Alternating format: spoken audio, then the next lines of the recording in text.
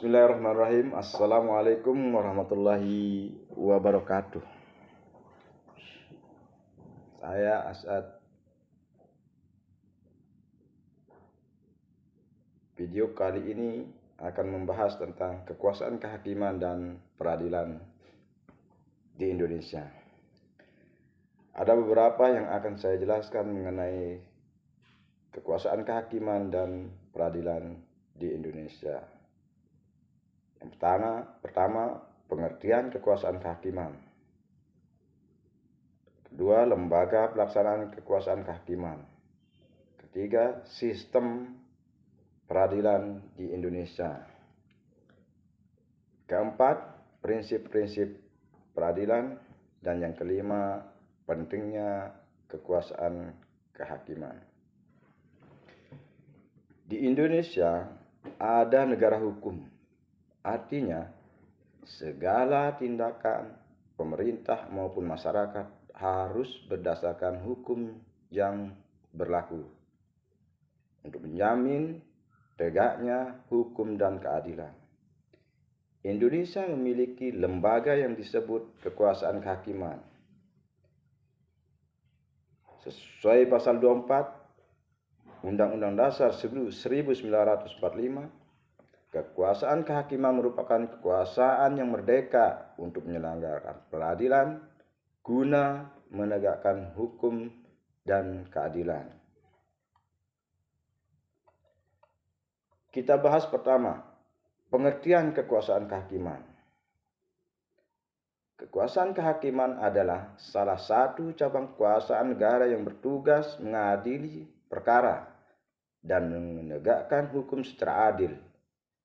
Kekuasaan ini harus bebas dari campur tangan pihak manapun agar hakim dapat memutuskan perkara secara objektif dan memihak. Melalui kekuasaan hakim, setiap warga negara memperoleh perlindungan hukum dan kesempatan yang sama untuk mencari keadilan.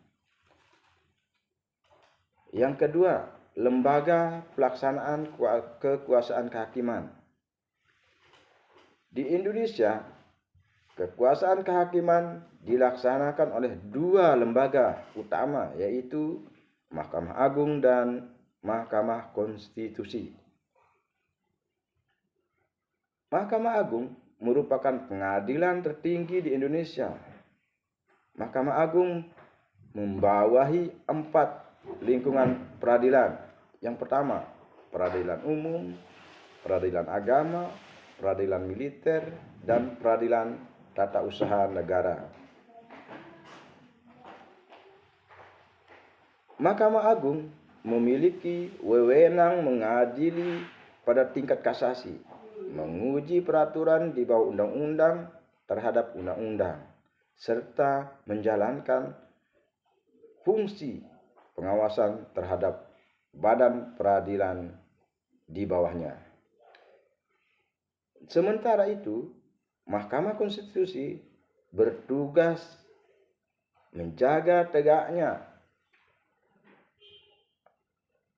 atau Undang-Undang Dasar 1945.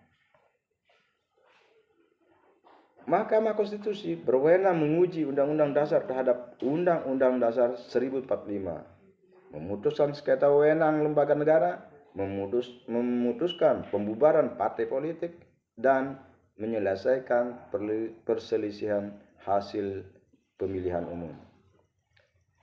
Yang ketiga, sistem peradilan di Indonesia. Sistem peradilan di Indonesia terdiri atas beberapa lingkungan peradilan yang memiliki tugas berbeda-beda. Seperti pertama, peradilan umum menangani perkara pidana dan perdata yang terjadi di masyarakat. Yang kedua, peradilan agama bertugas menangani perkara tertentu bagi umat Islam seperti perkawinan, ahli waris, dan ekonomi syariah.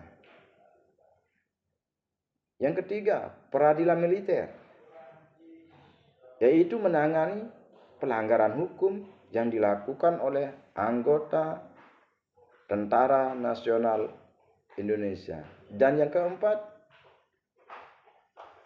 Peradilan Tata Usaha Negara yang bertugas menangani sengketa warga negara dan menjabat pejabat atau badan pemerintahan akibat keputusan tata usaha negara.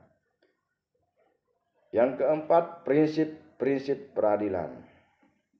Dalam menjalankan tugasnya, lembaga peradilan harus berpegang pada prinsip keadilan, kepastian hukum, dan kemanfaatan. Hakim wajib bersikap independen, jujur, dan tidak memihak kepada siapapun. Selain itu, setiap orang dianggap tidak bersalah sampai ada putusan pengadilan yang berkekuatan hukum tetap. Prinsip ini dikenal sebagai asas praduga tidak bersalah. Yang kelima, pentingnya kekuasaan kehakiman. Kekuasaan kehakiman memiliki peran yang sangat penting dalam kehidupan berbangsa dan bernegara. Melalui lembaga peradilan, hak-hak warga negara dapat dilindungi, sengketa dapat diselesaikan secara adil, dan hukum dapat ditegakkan tanpa diskriminasi. Dengan adanya kekuasaan kehakiman yang merdeka, masyarakat dapat memperoleh keadilan, kepercayaan terhadap sistem hukum negara.